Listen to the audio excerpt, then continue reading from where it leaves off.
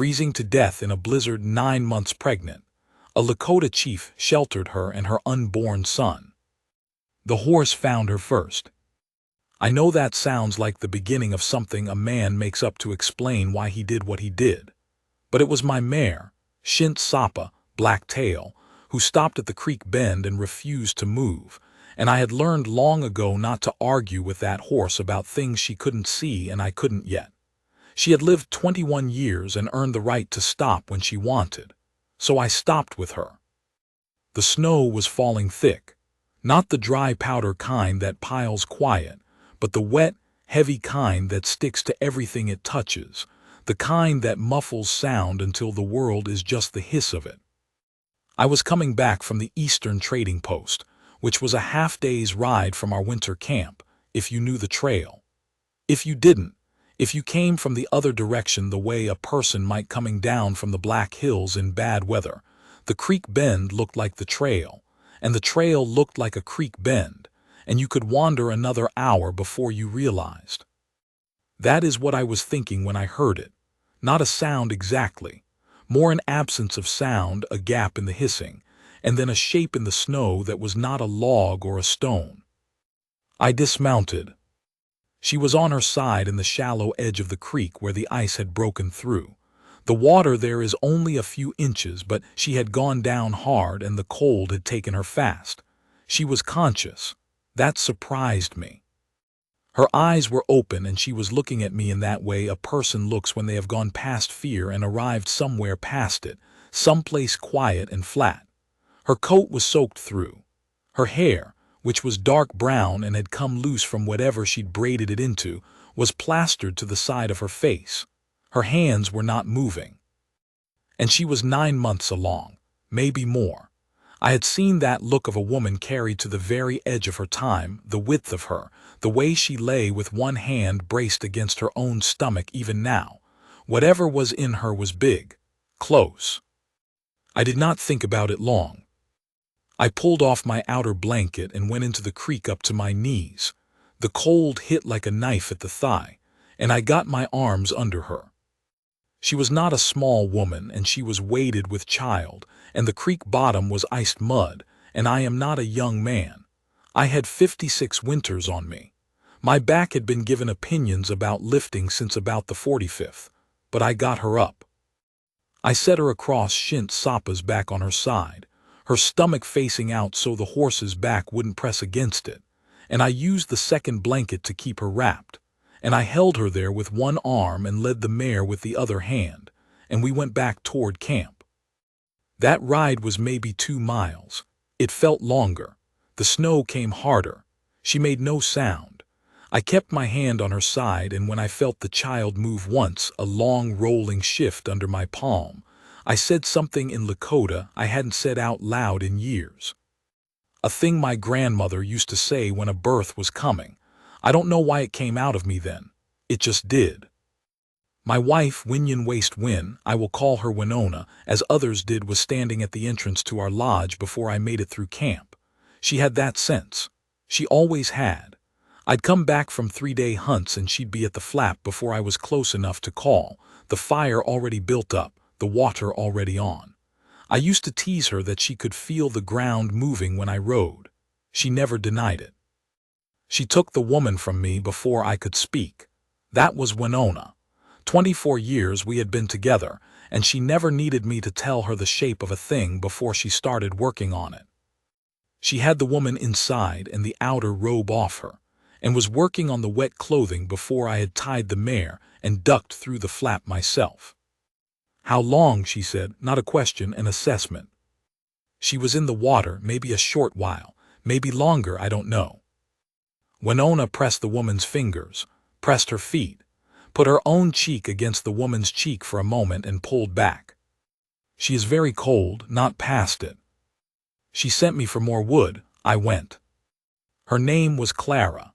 We learned this slowly over that first night because she was not able to speak much for a long time, and when she could, she was not entirely sure where she was or who we were. She knew enough to know she was inside and warm. She knew enough to look at Winona with something that was gratitude, though she couldn't have said the word. She kept her hand on her stomach. She was white. I say this plainly because it mattered in the way of that time and that country, and pretending it didn't would be a kind of dishonesty I have no patience for. The year was 1878. We were camped in our winter place 2 days' ride from a town called Millhaven that had maybe 200 souls in it and a sheriff who had spoken with me twice, both times with his hand near his pistol. The world between our people and hers was not a peaceful one. I do not need to explain that to anyone who knows that decade. But she was a woman near her time in a blizzard, and her child was going to come in the next day or two regardless of what the world outside was doing. And there is a thing that matters more than the world outside when you are standing in front of something like that. I built the fire. Winona worked. Over that first night, while the storm sealed the camp in white silence, we pieced together what Clara had been. She had a husband, or had had one. He had died. She said this without much color in her voice, the way people say things they have already worked over so many times the words have gone smooth. He had been a freighter, and he had gone out in the fall with a wagon and not come back, and the men who came to tell her said it was a broken axle on a canyon road, and that he had gone fast. She'd been in a cousin's house in a hill town since then, waiting the baby out. She had set out 4 days ago. I don't know what she was thinking. Maybe she wasn't thinking. Maybe there is a kind of grief that sits in a person and waits until they are at their most vulnerable to start making decisions. She'd had it in her head that she needed to get to her sister's place in Millhaven before the baby came. The cousin had tried to stop her. She had not been stopped. 4 days, I said. She looked at me. The color had come back to her face some. She was lying on the robes near the fire, wrapped in everything Winona could find, and she looked at me with those flat, spent eyes. I know, she said. That was all. The baby came on the 2nd day. I had been through 4 births in my lodge over the years, 2 sons, a daughter who lived, a daughter who didn't. I knew the shape of the hours. I knew when the women needed me to be absent and when they needed me to be near, which is mostly determined by whether they are shouting or whether they have gone very quiet. Winona was calm and capable. She had helped birth children in the camp. She knew what to do. I went outside and stood in the wind that had replaced the blizzard overnight, the cold clean and hard, and I did what men have always done at such times. I stood there. I smoked, I listened. Our eldest son, Chayton, came and stood with me for a while. He was 20 then, studying to be what I was, learning the weight of it. We didn't speak. He understood what was happening inside was not ours. He stood with me the way a good son stands, which is close enough that you know he's there, far enough that you still have your own air. The baby came in the late morning. I heard Clara first, a long, tearing sound that the cold air carried strangely, and then silence, and then the sound I have heard at the beginning of 4 lives and never found the right word for. That first cry. It is not like any other sound in the world. It is very small and it is very loud and it goes into you somewhere below thought. Winona appeared at the lodge flap. She looked at me. She was not a woman who smiled easily, and she was not smiling then, but there was something in her face. A boy, she said. Good, strong, come in. I crouched at the edge of the fire with the boy in my arms, and I have never before or since described what that felt like, and I won't try hard now. He was red and dark-haired and furious, fists clenched, mouth open. He smelled of the earth, the way all of them do in those first minutes. He was wrinkled and old-looking in the way of the very new, which had always struck me as one of the stranger kindnesses, that the beginning of a life looks already like it has been through something. He quieted when I held him. I did not expect that. Clara was watching me from the robes, exhausted past exhaustion, her hair dark with sweat. Winona was beside her, matter-of-fact cleaning things, the way Winona handled everything that happened in our lodge. The look Clara gave me when I brought the boy back to her. I have carried that look for 40 years, and I will carry it until I go. It was not fear. It was not the caution of a white woman in a Lakota lodge in 1878. She had gone through too much in the last 4 days for those things to have power over her.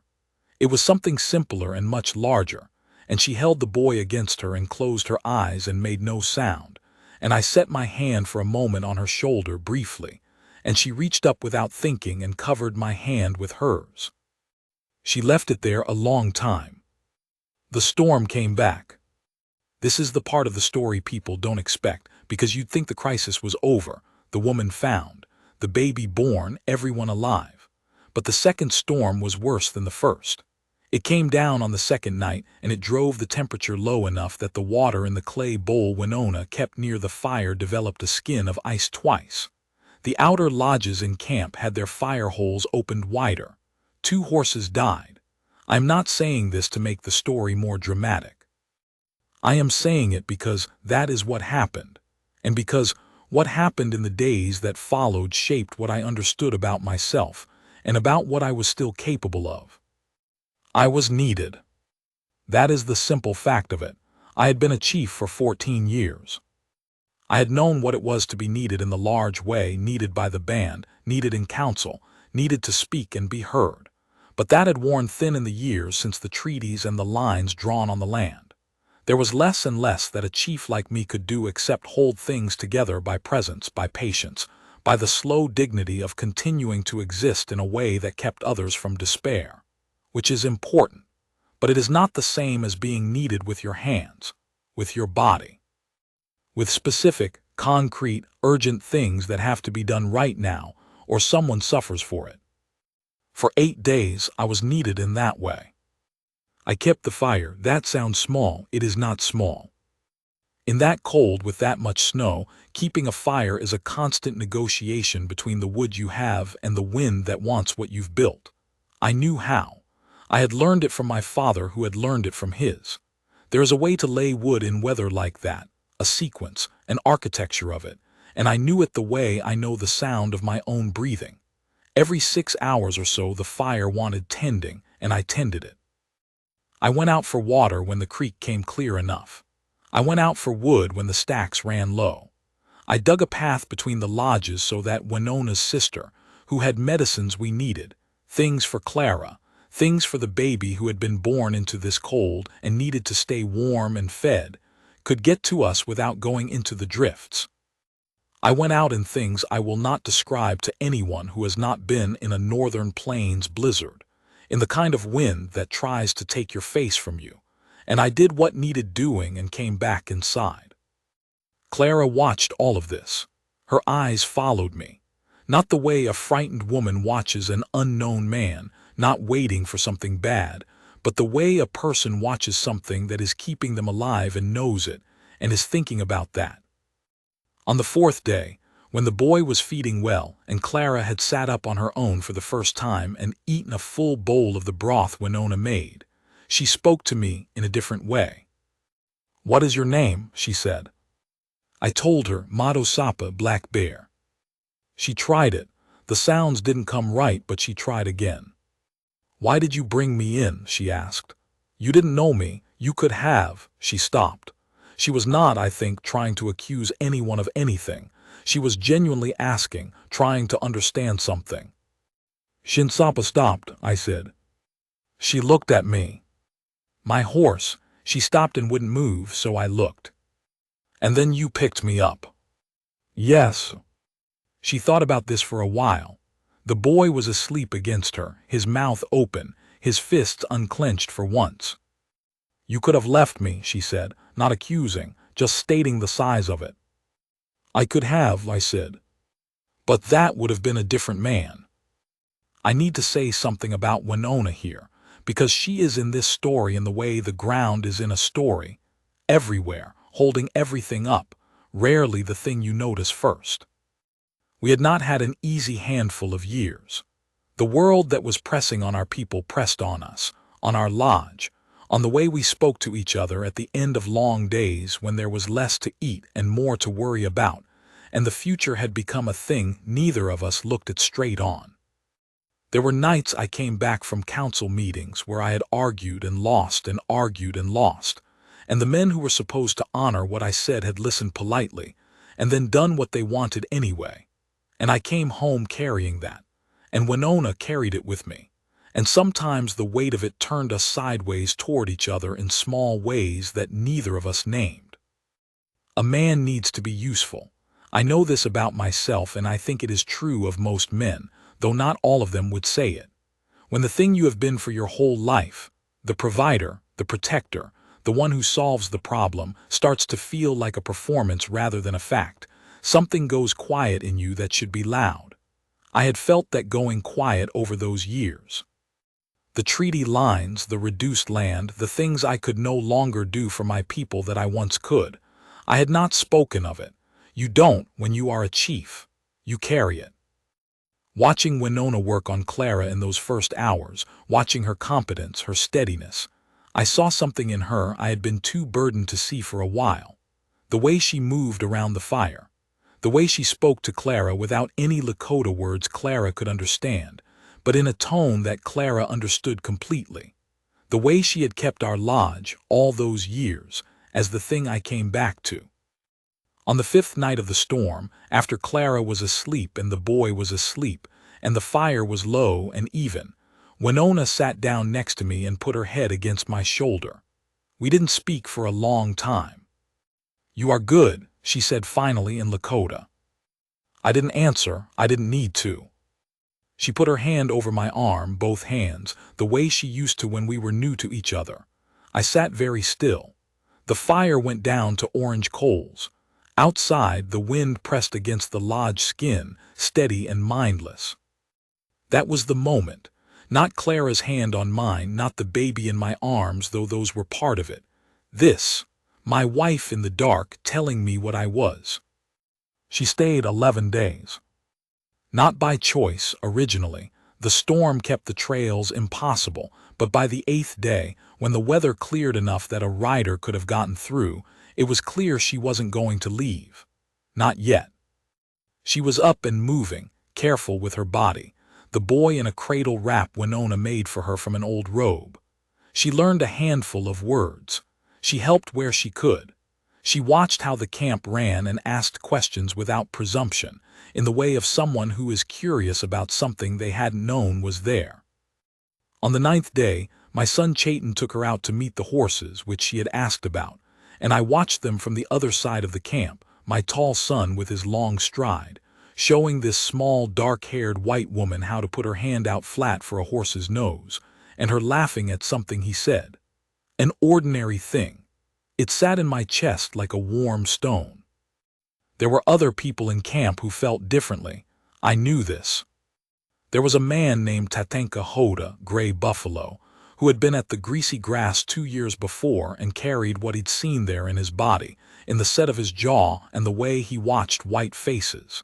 He said nothing to me directly. He didn't need to. I felt his opinion every time I walked through camp. I went to him on the 10th day. I did not go to explain or to argue. I went to sit with him, which is what you do. We smoked and watched the creek and let the silence do what silence does. After a while he said, "She is going to Millhaven." "Yes," I said. "And she will say she was here." "Yes." He was quiet for a long time. Then, "And you think that is a safe thing?" I had thought about that. I had thought about it in the small hours of the 5th night when the wind was at its worst and the camp was sealed in, and I had thought, if this goes wrong, if she says something, if someone in Millhaven says something, if the men at the fort decide they have a reason, I will have done something that cost my people. I had thought about the weight of that. "I think she is a woman who will say what is true," I said. "And what is true is that she is alive and her child is alive. If that is a danger, then I am already in it." Gray Buffalo looked at me.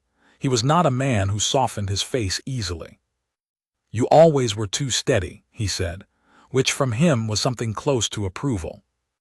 On the last morning, Clara packed what she had, which was not much, her pack having been lost in the creek, and Winona gave her a bundle for the ride. Food, a spare robe for the baby, a clay jar of the medicine she'd been using. Clara held the bundle and did not seem to know what to do with it for a moment. Chayton had saddled a good horse for her. Not Shintsapa. She was too old for a long ride in cold, but a young gray I'd traded for the previous summer. Clara came to me last.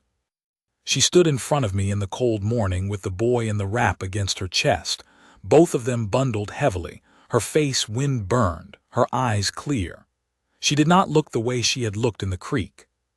She looked like someone who had been taken to the edge of a thing and come back from it knowing something they hadn't known before. There is a particular kind of clear that comes from that. I have seen it in men after bad hunts. I had not expected to see it on this woman's face, this particular shade of it. She looked at me for a long moment.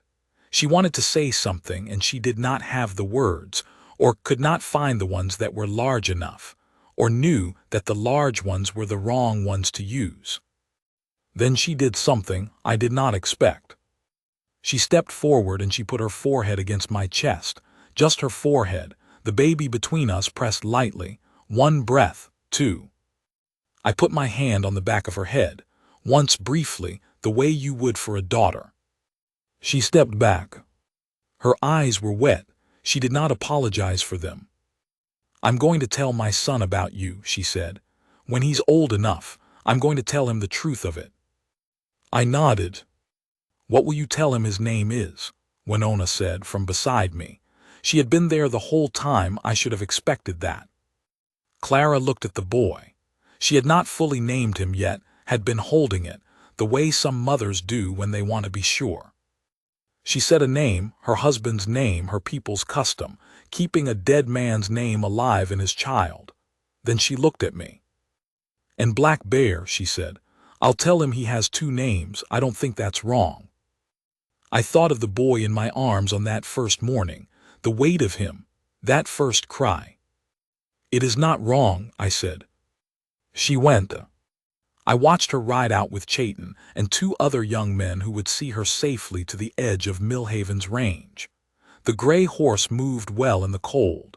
She sat straight, one hand on the reins and one hand over the bundle at her chest. Winona stood beside me, her shoulder against my arm. "Shinsapa," she said. "What?" "You should tell the horse. She is the one who found her." I laughed. I had not laughed in a while.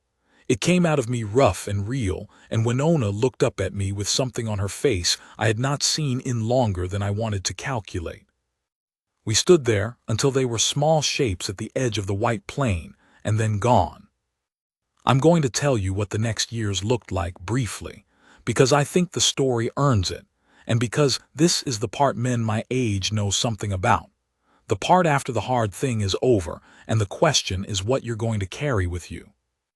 The world did not get easier. The lines kept moving. The government's men kept coming with papers. Gray Buffalo left with his family and moved 2 days north, and I did not see him often after that.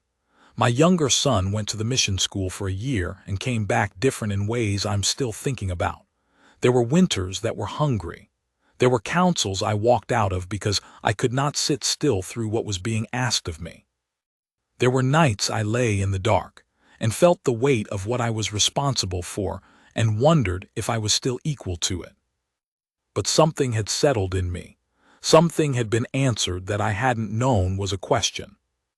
I was still the man who went into a frozen creek to carry out a stranger.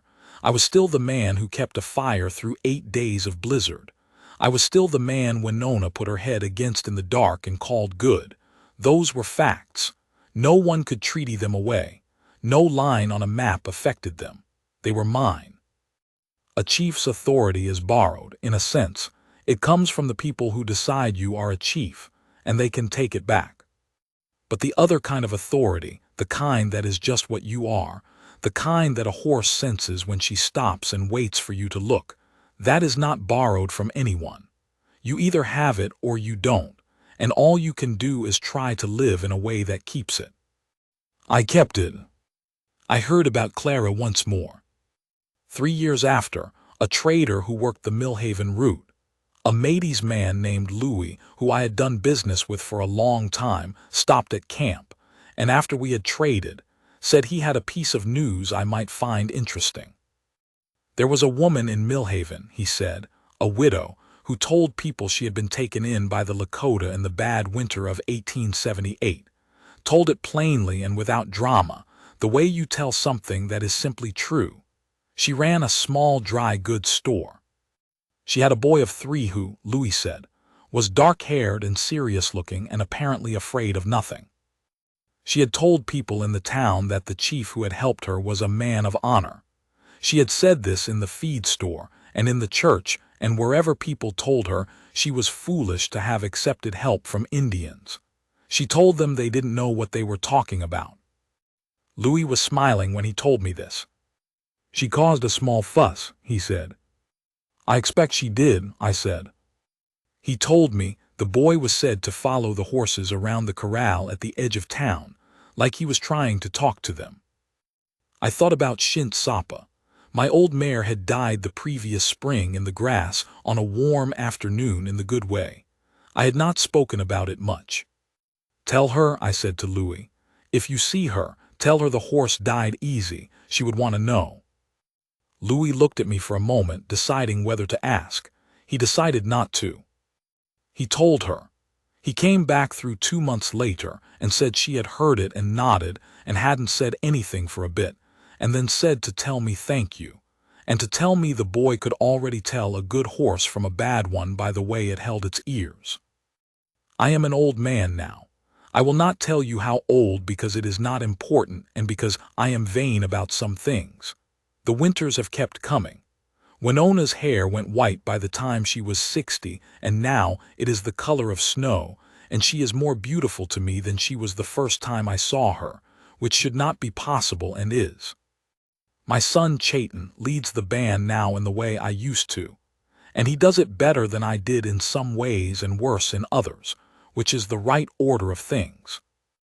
I think about that creek bend more than I think about most things, the way Shint Sapa planted her feet, the sound the water made against ice, the weight of Clara's body when I lifted her, the way the snow fell on the ride back, heavy and indifferent. You spend your years being useful in the large ways or trying to be the counsels, the decisions, the things that are supposed to matter, and some of them do matter. I don't want to minimize that. But when I sit with what I have done in my life and try to find the thread of it, what I find is this: the creek, the fire, the boy crying in my arms, Winona's head on my shoulder, the gray horse going into the white plain. Small specific things. That is where a man lives if he's been paying attention. Not in the version of himself that the world argues about, but in the thing he did when the horse stopped and he chose to look. I keep a piece of braided cord on my wrist. Clara tied it there on the last morning, a habit from her people, something for luck or remembrance, I never asked which.